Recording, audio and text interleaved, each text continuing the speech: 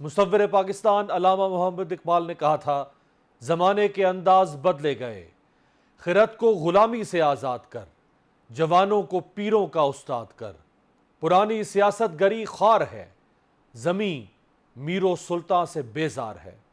पाकिस्तान का सियासी माहौल, सियासी बयानियाँ, सियासी चालें, सियासी जोड़ तोड़ भी दिहाइयों पुराना और सियासी नताइज भी बार बार वही निकल रहे हैं। मगरबी ममालिक ने शख्सी सियासत से छुटकारा हासिल करके जमहूरी तर्ज अमल अपनाया और तरक्की कर गए। अमरीका और बरतानिया ने रूमियों से जमहूरियत के उसूल सीख कर उन्हें अपनाया, इसलिए वहां शख्सियात नहीं बल्कि रियासतें सुपर पावर्स बन गई। बहुत सारे लोगों को आज से 30-35 साल पहले की सियासत का लबो लहजा और चाल चलन याद नहीं होगा, और वो नौजवान खासतौर पर जिनकी उम्रें 20 से 30 साल के आसपास है, वो भी माजी की सियासत के रंग ढंग से नावाकिफ होंगे। तो आइए हम आपको उसकी एक हल्की सी झलक दिखाते हैं ताकि आप ये फैसला कर सकें, क्या माजी की सियासत और आजकल की सियासत में कोई फ़र्क है। 1990 की दिहाई के पाकिस्तान के अहम कौमी अखबारात की कुछ क्लिपिंग्स आपके सामने रख रहा हूँ। उस वक्त सियासत का लबो लहजा क्या था और फैसला कीजिएगा कि आज सियासत कितनी तब्दील हुई है। ये 29 अप्रैल 1981 की एक खबर का तराशा आपको दिखा रहा हूँ, जब पंजाब की 9 रुकनी काबीना ने हल्फ उठाया था और नवाज शरीफ इस काबीना का हिस्सा बने थे और यूं वो पाकिस्तानी सियासत के में इक़्तिदार में वारिद हुए। ये 1993 से 1996 तक के दौर की खबर आपके सामने रख रहा हूं, जब नवाज शरीफ कायदे हिज़्ब इख्तलाफ थे और मोहतरमा बेनज़ीर भुट्टो वज़ीर आज़म थी। वो हुकूमत को धमका रहे हैं कि आज हम शटर बंद रखेंगे। वज़ीर आज़म के एक एक दौरे पर 40 से 50 करोड़ खर्च किए जा रहे हैं। ये नवाज शरीफ बेनज़ीर साहिबा के बारे में कह रहे हैं। ये 28 जून 1996 का नवाज शरीफ का बयान आपको दिखा रहा हूं। वो कहते हैं कि बेनज़ीर हुकूमत अदलिया से खुली जंग कर रही है, सदर अपना आईनी किरदार अदा करें, आइन शिकन और अवाम दुश्मन हुकूमत को फिल्फ और रुखसत करें।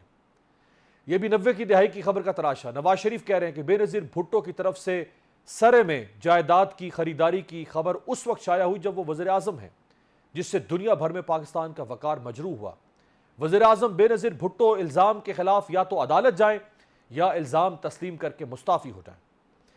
यह शहबाज शरीफ की स्टेटमेंट है बेनज़ीर भुट्टो हुकूमत के खिलाफ। वो फरमाते हैं कि करप्शन के रिकॉर्ड टूट रहे हैं बेनज़ीर की हुकूमत तले, अवाम महंगाई से बर्बाद हो चुके हैं, 2 वक्त की रोटी को तरस रहे हैं, मौजूदा हुक्मरानों के हुकूमत करने का कोई अखलाकी जवाब बाकी नहीं रहा। आपको आज इसी किस्म का लबो लहजा पाकिस्तानी सियासत में मिलता होगा, यही अल्फाज, यही इल्जामात।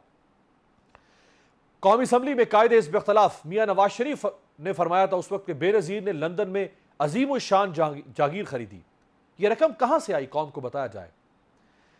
नवाज शरीफ ने कौमी असम्बली में इजहार ख्याल करते हुए जब काफ़ी सख्त तनकीद की तो शेम शेम के नारे लगे उस वक्त, और नवाज शरीफ ने असम्बली में कहा कि करप्शन हमारे निज़ाम में रच बस चुकी है। वज़ीर आज़म बेनज़ीर को कौम के सामने जवाबदेह करने तक मैं चैन से नहीं बैठूंगा। आज यही लबो लहजा तहरीक इंसाफ के चेयरमैन से मुतल्लिक है। नवाज शरीफ बेनज़ीर भुट्टो के खिलाफ खिताब करते हुए कहते हैं कि सियासतदानों पर ताहयात, करप्ट सियासतदानों पर ताहयात पाबंदी होनी चाहिए, लेकिन जब उनके ऊपर करप्शन के इल्जाम लगे तो उन्होंने ताहयात पाबंदी को कम करके 5 साल तक कर दिया।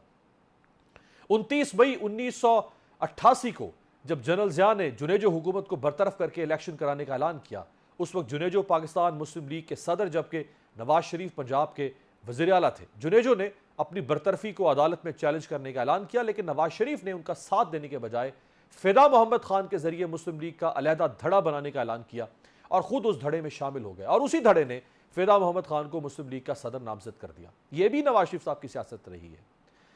नवाज शरीफ साहब ने कहा था कि बेनज़ीर भुट्टो और जरदारी ने बिलवास्ता या बिला वास्ता सरे महल जायदाद खरीदी है तो वज़ीर आज़म के इस्तीफे से कम पर बात नहीं हो बनेगी, यानी जब तक बेनज़ीर इस्तीफा नहीं देंगी उस वक्त तक बात आगे नहीं बढ़ेगी। और फिर वो फरमाते हैं कि बेनज़ीर अदालत अगर ना गई तो इसका मतलब होगा कि वो मुजरिम है। नवाज शरीफ वज़ीर आज़म बेनज़ीर भुट्टो को मुखातिब करके कहते हैं कि वज़ीर आज़म बताएं, बरतानिया में 15 करोड़ की जायदाद कैसे खरीदी? हुकूमत करप्शन के खिलाफ मेरी आवाज़ दबा नहीं सकती।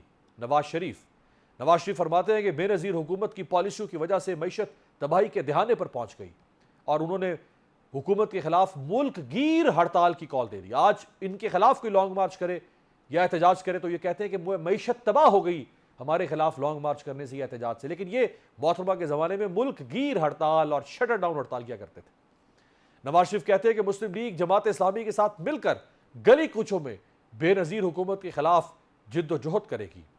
नवाज शरीफ कहते हैं कि हुकूमत बदमाशी कर रही है, बहाल होने वाले अराकीन बल्दियाती इदारों पर कब्जा कर लें।